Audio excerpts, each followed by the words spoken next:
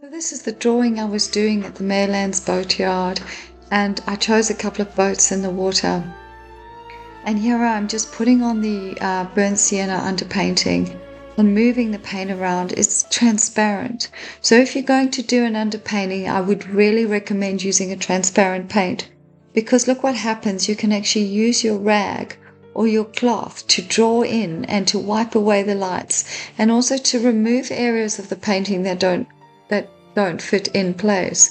So how I like to draw is I create a big shape and I see how that shape fits onto the canvas, and then I can move the paint around. It's almost evolving. The drawing doesn't, when you draw with a pencil on a piece of paper, you're not able to continue to evolve where that line is. But with paint, you can just take your brush, move the paint around, and then wipe back off it. So I can keep evolving the drawing. I can keep checking my angles. I can keep checking the thicknesses of things. And I use my paintbrush. I'll line it up against something as I'm doing here. You can't really see the background, but I'll line my paintbrush up with an edge, and then I just check whether that edge is the same angle as I've got in my drawing. It just helps me keep my perspective right, and it helps me to judge distances. And really, drawing is all about judging distances and shapes. And if you can see, you can draw. So I take my time here to really just establish how far something is away from something else, how big that negative space is in between things. What angle is the middle of the boat, the intersection of the middle of the boat, what angle is that little carriageway that sits above. I keep checking and double checking, and I keep adding and taking away.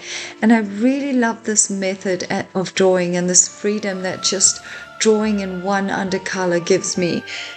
So once I've established everything, once I've put the time into creating all the shapes I think in the right place, then I don't have to double guess anymore. Then I can come in, mix my paints, and come in with the actual paints I want to use.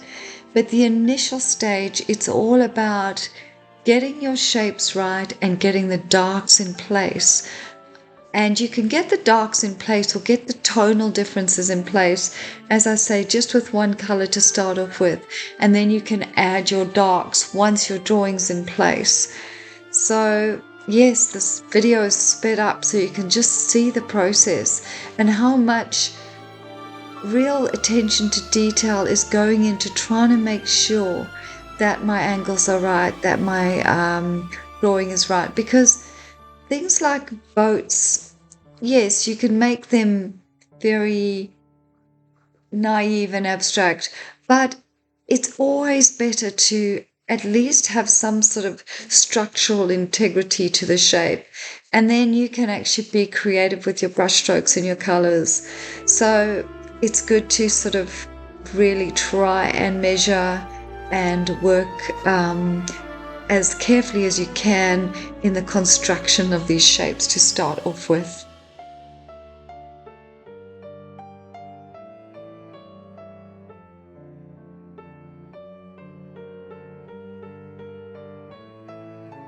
I'm working on a taped canvas to a board, and the advantage of doing this is that you can actually have a little bit of spare space on the side if you seem to feel like you may want to sort of add a little bit of space to your composition.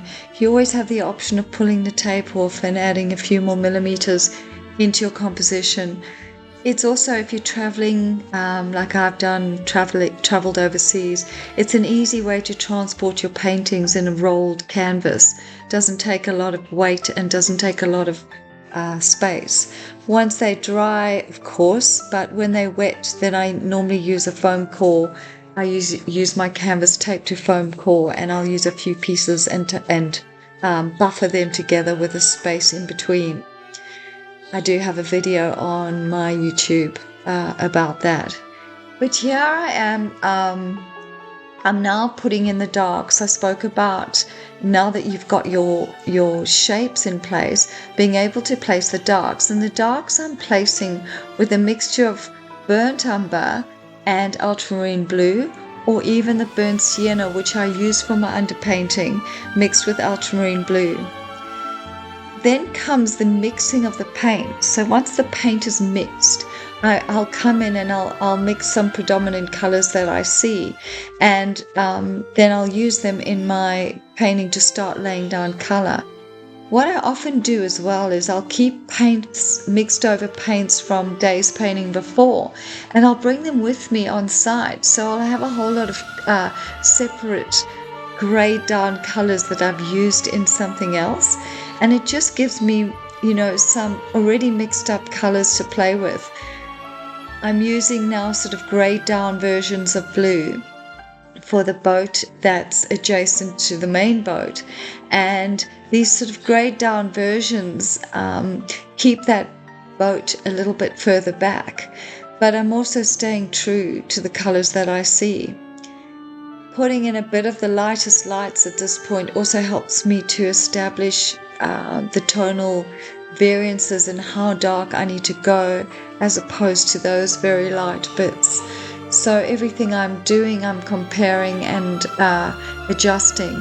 In that little bit is a transparent area, so I've got to bring the blue back into that little transparent triangle at the back of that boat. Just establishing those tones and working with trying to get the color of that background area of water light enough so that the darks are popping against them. And this is where I'm always looking to see, when I'm looking at the actual scene, how light is that water, but how much chroma is in there. So how do I keep it nice and vibrant and saturated, but light enough at the same time? How do I stop it from looking too chocolate boxy blue? Often that just means graying it down with a bit of its complementary color, adding a bit of orange into the blue to gray it down, and then comparing. And I'll come back and adjust as I go those little bits of color to see how strong they are and how contrasting they are.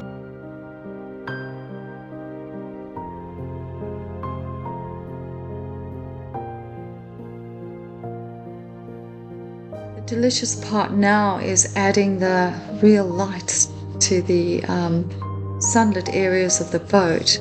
And my dilemma here is always, how bright do I want to make these lights? And I can always really push the color too. So if I'm adding extra yellow, I'm really sort of playing color contrasts up. So I might purple the areas that are in shadow, and then contrast them with really strong yellows to really enhance that idea of light. And in some paintings, I'll have a really yellow underpainting that will create the effect of sunlight as it comes through little bits of the painting. But here I've got no underpainting, so I can add the lights with buttery whites and lemon yellows mixed together, or even the Indian yellows to have that much warmer tone to them. At the moment, the painting is very cut in half between the blues at the back and those lovely transparent yellow browns at the front. But that will be rectified when I start bringing the beautiful strokes of the shape of the moving water into the front area now. So I start by adding little shapes of blue, hoping that the dark underneath is dark enough, and in some cases it may not be, and I may have to come back in and establish some of those darker shapes of the shadow of the boat. But as I'm bringing these blues in, I'm really starting to sort of at least marry the two halves of the painting together. See here, I'm actually establishing with that bigger brush, I was establishing some more darks underneath that area of the boat. At the moment, just adding a little bit more detail with the stripes on the boat, and then moving again back into the water, and trying to create the idea of moving water with just one brushstroke that's left to describe movement all on its own.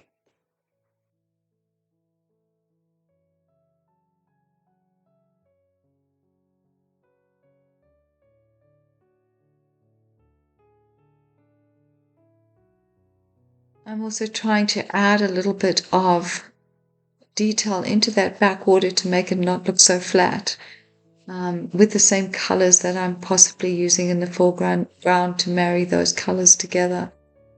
I'm working the whole painting, so I will look at some areas and work back into other areas so that the whole painting evolves simultaneously.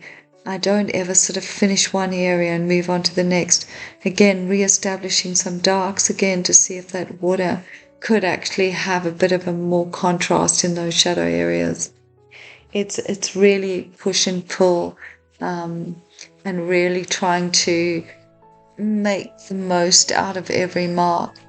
I've also got to come in and re-establish the darks in those tall horizontal um, posts that are in the water that hold the boat in its place. And as I do that, I've also got to then get the details, some of the darker details into the boat, and basically continue drawing with paint. That's just what I'm doing. I'm creating an impression with paint, and it's really a drawing in paint.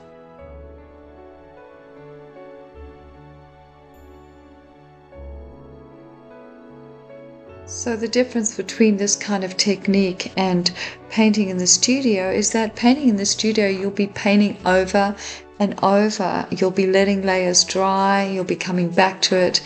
Whereas in painting from life, you have to get it all done in one session because the light's changing, things are moving. Just now someone will get in that boat and drive off in it. So you really have to make sure you've got as much down possibly as you can. Obviously, you can take your reference photos and then go back to the studio. Back in the studio, I've got the painting that I originally did on site, and you see it's a bigger view of the one that I did as the demo.